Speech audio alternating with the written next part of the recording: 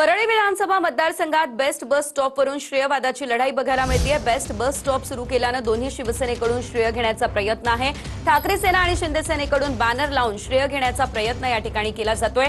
जोरदार बॅनरबाजी करण्यात आलेली आहे आणि या संपूर्ण परिसरातली ही दृश्य आपण पाहू शकतोय। आणि वरळी विधानसभेचे आमदार आदित्य ठाकरे यांचा वरळी विधानसभा मतदारसंघ वारंवार चर्चेत आल्याचं आपल्याला पाहायला मिळतं। आता पुन्हा एका कारणावरून जो आहे तो चर्चेत आलेला आहे। वरळी येथील आचार्य यात्रे चौकामध्ये मेट्रोचं जे आहे ते काम सुरू होतं आणि मेट्रोचं काम सुरू असल्यामुळे गेल्या अनेक दिवसांपासून या ठिकाणी असलेलं बेस्ट बस स्टॉप जे आहे ते बंद होतं आणि ते बेस्ट बस स्टॉप अखेर सुरू करण्यात आलेलं आहे।